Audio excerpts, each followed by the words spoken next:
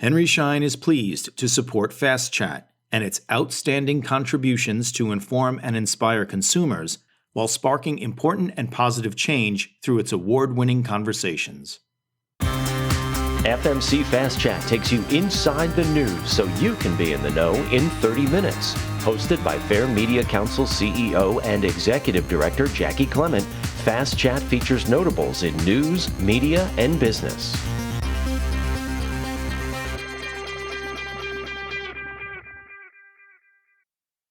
Today, we are so fortunate to have with us Tom Junod from ESPN Magazine, and we want to talk to Tom a little bit about long-form journalism, which he is one of the masters of, but also we want him to take us behind the scenes of his latest piece called Untold. So, Tom, thank you so much for joining us today. Thanks for having me, Jackie. No, we're thrilled to do it. So you just did a massive piece for ESPN. Now, I want you to kind of give the elevator pitch of what Untold is about, because you know the story best. Well, it's about a serial sexual predator who played football for Penn State in the 1970s, who attacked. He attacked 5 women that we know of in Penn State, and then when he was able to come back to Long Island, he attacked 7 or 8 more. Okay. All right. So what made you tell this story when you did? Well, when I was 21 years old, it happened. And I was living on Long Island. I was working on Long Island. And I knew some of the players in the story. I knew Todd Hodne is the name of the football player. And I knew him as an opponent in the Catholic High School Football League. I played for Holy Trinity. Mm-hmm. Todd was a superstar player at St. Dominic's in Oyster Bay. There were some social interactions between Holy Trinity and St. Dom's. I knew one of Todd's girlfriends. I knew someone who was related to him through marriage.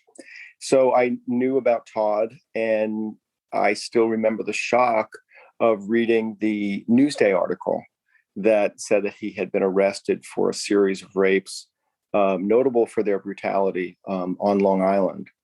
All I had known about Todd Hodne at the time was that he had left St. Dominic's in glory and had gone as a linebacker to linebacker U, which was at the time Penn State. Mm-hmm. And, I expected him to become a big star, and he became a serial sexual predator instead. So that story itself hung with me for a really long time. I don't know, I wasn't even a writer at the time. I was thinking of becoming a writer. I was, starting to keep a journal. I was doing a lot of reading, but I had really no feasible plan to become a writer. And in fact, I became a handbag salesman right out of college, and I moved down to Dallas, Texas. But I kept writing, and I kept keeping that journal. And a couple of summers ago, when I got Lyme disease up on Long Island, I took a look at some of my old journals, and there was a note in the journal I made in 1981 to one day write about Todd Hodne. So it was definitely a story that had stuck with me for a really, really long time. And then in 2020, when I heard that he died in prison, mm-hmm. I decided to try to write something about him. My first idea was to write an essay about all the prisoners who were dying of COVID in New York at the time. I had understood, or I had heard, that Todd had died of COVID. But so I started doing a little bit of research, and I talked to another St. Dominic's player who had also gone to Penn State. And when I asked him to tell me about Todd, my question was, what was Todd like before the crimes? And his answer was, which crimes? And that's when I first found out what I didn't know, or what really nobody knew, because it wasn't told, which was that Todd had committed a series of crimes while he was at Penn State, while he was still on scholarship with the football team. Got it. Okay. So that's began what turned out to be a 30,000 word story, which Right. is a massive commitment, both in time and resources, both on Yes. your part as well as ESPN Magazine. Yeah. So was there, I look at this and I say, okay, right now in the world we're living in, the average news story is about 400 words. So you're unlike the others right now, Yeah. Did you have to sell ESPN on doing this? Well, there was a couple of things that happened. Mhm. I mean, one, I had just come off leave. I had taken a short leave to try to finish a book that I've been writing. Did not succeed in finishing that book during that leave, but I came back to ESPN and was starting to look for stories. And so I was in really constant contact with my editor, Eric Neal, who, was looking, hard for a story that I could sort of sink my teeth into. I don't think that anybody understood or foresaw that the story that I started that in the summer of 2020 was going to be the story that it turned out to be. But that question of what he had done and why the story had gone untold, why nobody knew it, given the number of the crimes and also the seriousness of the crimes, was really the question that drew me further and further along as we kept going. So much so that ESPN, gave me a partner in the story, who is Paula Lavigne, who is a great investigative reporter who has broken many, many large stories about sexual abuse and athletic departments at Michigan State, at Baylor, and at other schools. And I had worked with Paula on a couple of things before. We had worked on a story about sexual abuse in the Auburn softball program. So we knew each other, worked well together, and Paula is a force of nature as a reporter. So I had to keep up with her, and she had to keep up with me. We really formed a great team. Okay. If it hadn't been for Paula, how do you think the story would have turned out? I'm wondering, what part of the story you handled and what part she handled. How did it come together? I mean, that's a great question, because I mean, we both, I would say, shared, even the reporting work quite equally. But Paula is extraordinarily well versed in the process of getting publicly available documents through FOIL and FOIA requests. She's a veteran of that system, and she knows its ins and outs. So she did a lot of that work. But the place where Paula really, really contributed was once we found out through some of those public documents about the names of the victims. Paula was able to make those calls, and she was, I mean, not just this, but she was brought in to make those calls. I mean, that was when we realized that there were victims alive, mm-hmm. and that it was going to be our obligation to call them. I mean, that went right to Paula, and that was always meant for Paula. And she had a remarkable success rate at getting women to talk to her. Mm-hmm. There were 8 victims still alive, because time has passed. It was age and the depredations of age that had taken some of them. But there were 8 of them. All but one called her back, and 6 of the 8 talked to Paula, and then the husband of the 7th talked to Paula. So, I mean, that's extraordinary. And I would have made those calls, mm-hmm. but I don't think that I would have made them like Paula. I learned a lot. I learned a lot from Paula during it, because we worked together in the story for almost 2 years. Okay. And during those 2 years, I learned a lot about calling victims and allowing victims to tell their stories from Paula. It was a really important experience for me as a journalist. I mean, I've been doing this a long time, but you still learn, and you still find out stuff. And I definitely learned a lot while doing this story. Is there a way you could describe her technique of what she taught you? Well, yeah. The biggest difference is that I would have made those calls, but I know that I would have felt bad about making those calls. I would have felt that I was re-traumatizing women who had suffered terrible trauma some 40 years earlier. I mean, these were crimes. These women had been attacked by Todd Hodne when they were, really most of them in their 20s. There was one teenager and there was one woman in her 50s who had since passed away. But, these women were mostly attacked in their 20s and now mostly in their 60s. And they had, borne this burden for the vast part of their lives. And I would have gone in there thinking, I would have been guilty. I would have been guilty and somewhat apologetic about it. But Paula just didn't look at it that way. She looked at it that she was giving them the chance to tell their stories after all this time.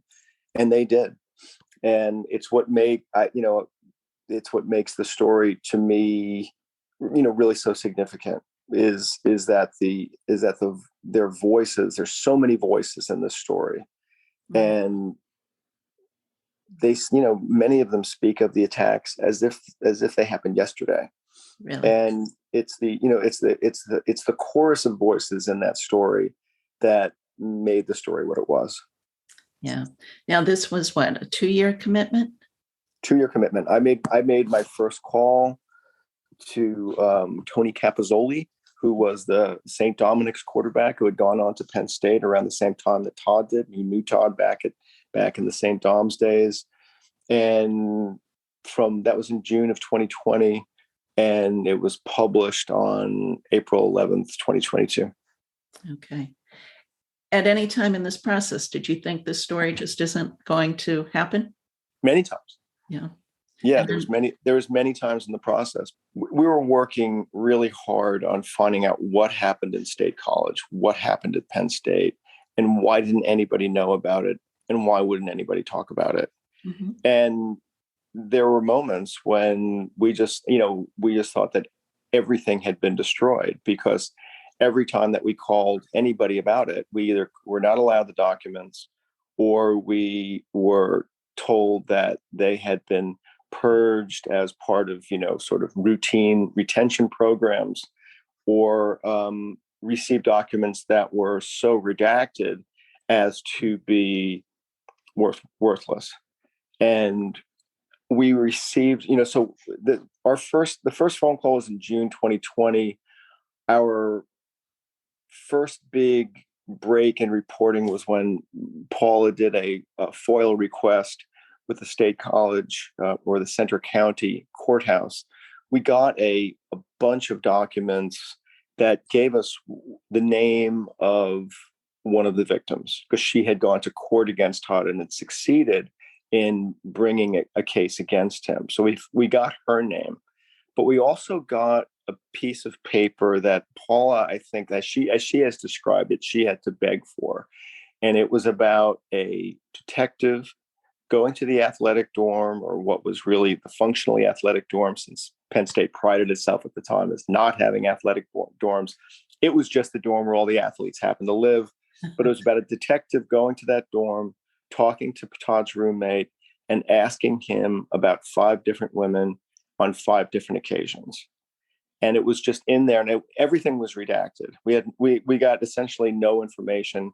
Even the roommate's name was redacted.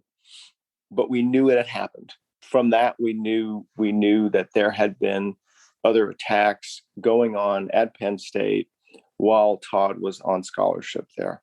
So it took us that was October of 2020. We finally found the names of everybody and the dates of the attacks in late May 2021. Okay. And I got those through the man who had prosecuted Todd Hodne for the murder of Jeffrey Hirsch when he got out of jail on parole in 1987. He prosecuted Todd Hodne. he became a judge, but he was so convinced of the danger that Todd Hodne represented that he kept track of his investigative files. And he offered me his investigative files, and it contained everything. And then we were able to do the final sort of stretch of the story, which was involved, Paula calling every single victim whose names that we had. You working with your editor. I mean, you didn't just hand him 30,000 words and say, here you go. Yes. Eric Neal is my editor. And we've always worked really closely. I'm not an outliner, but Eric and I, so we worked, there was a team of 4 people that did the story. So ESPN, I mean, I give them massive props on this. They invested a lot in this story. They invested me, they invested Paula, they invested Eric, and they had invested another editor named Laura Pertell, who did just a wonderful job as well. So it was a team of 4, and we were working together pretty much all the time and having pretty frequent meetings. And then in September of 2021, there was like one of those meetings, and we were like, okay, we got what we got. Let's outline the thing. And so we over an hour and a half, we spent that time outlining it. And I don't outline. I'm not an outliner. But this story, we already knew that this story was going to be long. And so we outlined it. And then in the beginning of October, I wrote in a couple of weeks, I wrote a really, really long first draft that came back. And it was, it was greeted with polite enthusiasm, I guess, and then polite enthusiasm is definitely not what you want when you've invested all of this time and resources in a story. So I took another shot at it, and another 30,000 word draft. It didn't get any shorter. And then that 30,000 word draft went online as a Google document that everybody could kind of take a shot at. Okay. And say, and say, when I mean everybody, I mean the team of 4. And it was just one of those things. It was from the point of view of the guy who wrote it, the original draft, it was just torture. It was like, right. This needs work, and that needs work, and this needs work, and that needs work. But, from that came a really good working draft. And then Eric did his edit. And then we spent the next 2 months like tweaking every line. Okay. So, and I assume legal counsel took a look at it too? It is a story that has been lovingly handled from the first word to the very last. Yeah. Okay. So let's fast forward to since it's been published. Have you gotten any reaction to it? Yeah, it got a really strong reaction. It got, I didn't, you go and you publish a story that is over 30,000 words long, and that is about a series of crimes that took place in the late 1970s. I mean, you don't know how many people are going to read it, but it turns out that a lot of people read it. I was amazed by how many. It really had a large and very engaged readership. And there was also something that came out of the story that it wasn't unexpected, but it was like a grace note. And that is, inside the story, there is the story of Betsy Saylor and Irv Pankey. Now, Betsy Saylor was one of Todd's victims, and she was one of Todd's victims in State College. And of all the women who were attacked in college, she was the one who was able to bring Todd to justice. And the price she paid for doing that back in 1979 and bringing a football player to court was isolation. And one night when she was in her dorm room, there was a knock on the door, and as she described it wonderfully, she's opened the door, and literally the biggest man that she had ever seen just doorway from one side of the door frame to the other. and he stuck out his hand and he said, hello, my name is Irv Pankey.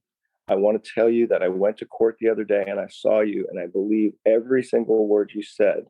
And you will never have to be on this campus alone again. I will escort you where you need to go and I will protect you.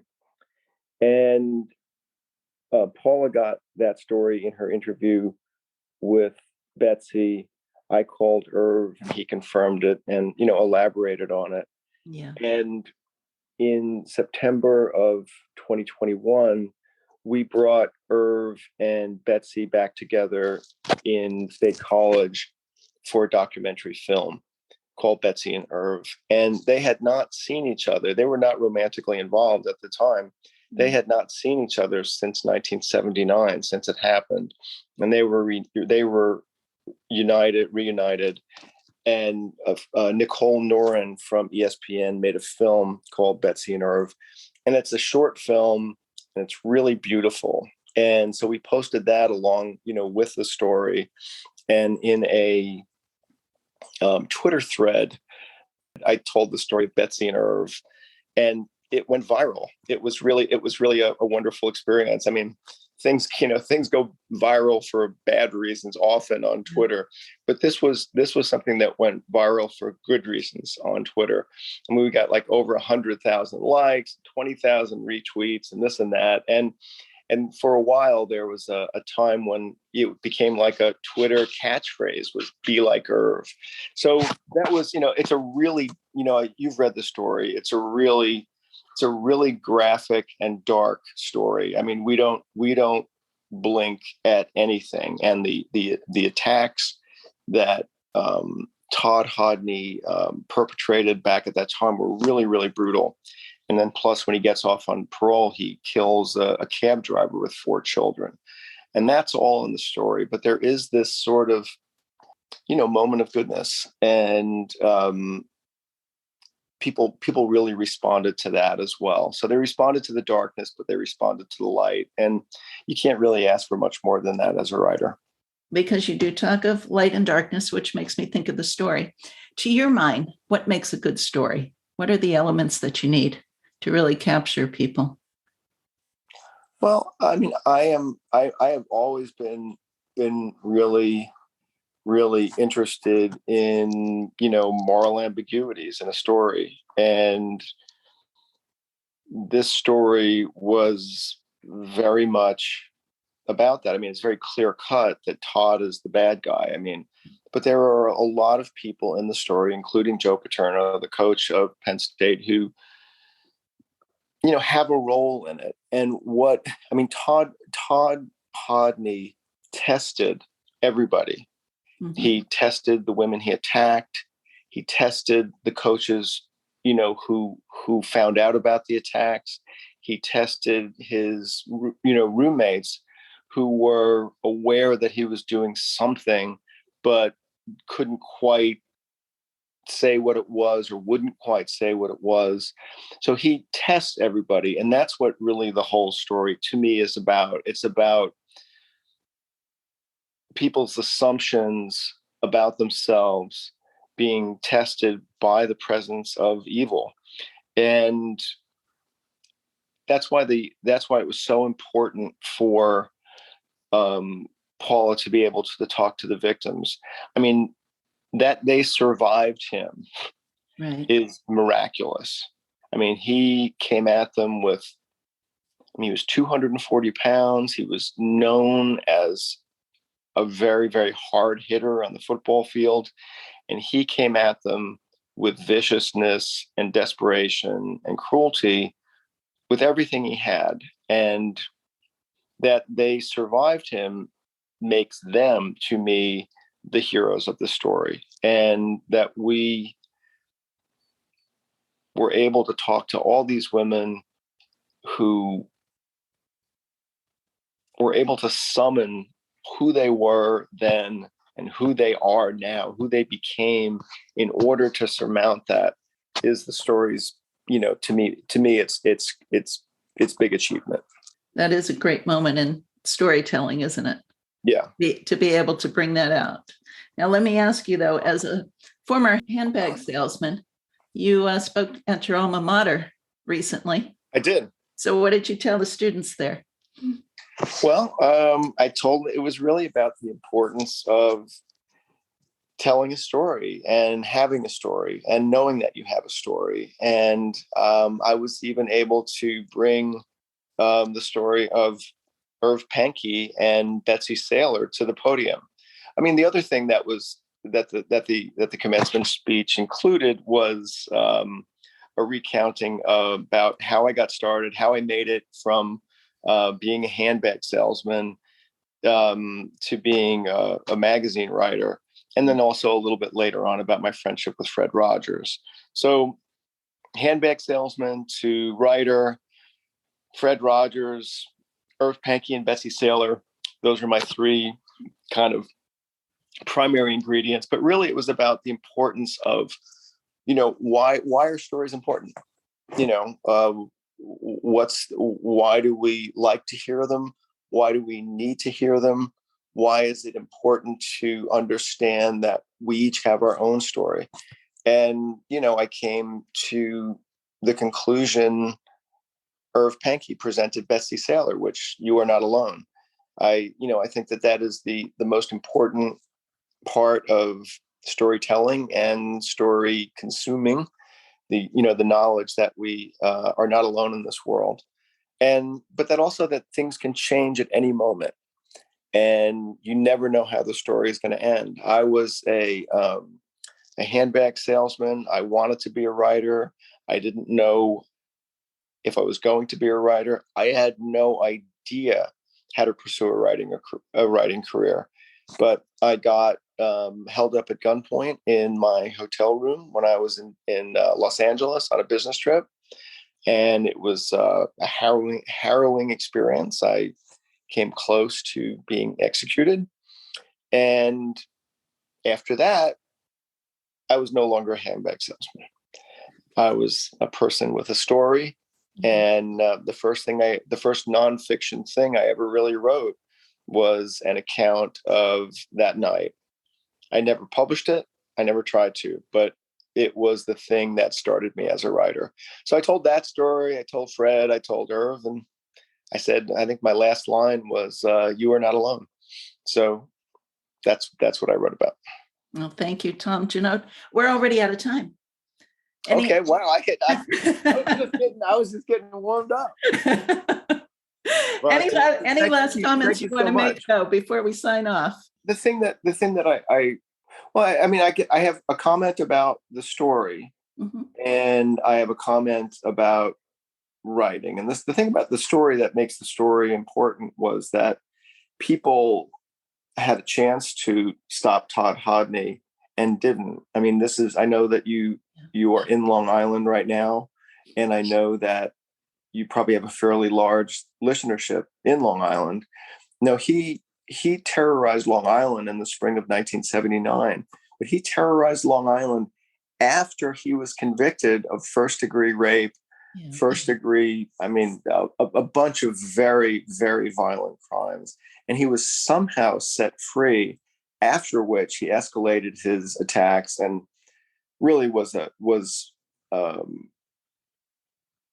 one of the more brutal sexual predators that Long Island has ever seen. And a lot of people had the chance to stop him and didn't. And that's really what, the other thing that the story is about, other than people being tested. Well, that's part of their being tested. And so it's sort of a cry for people taking responsibility when they know that something is amiss. And I would think that resonates today, especially with so much going on in this world. Right. So that's the one thing I wanted to get in about the story. And as far as storytelling, I think that the story also proves that people will read long stories. I mean, the readership was stunning to me, but I think it was also stunning to ESPN. And that's a really good thing. The fact that people at this stage of the game will sit down in large numbers to read an extremely long and extremely detailed and graphic story was heartening to me about the future. The Fair Media Council is a 501c3 nonprofit organization advocating for quality news and working to create a media-savvy society. For more information about the Fair Media Council and upcoming Fast Chat shows, check out fairmediacouncil.org.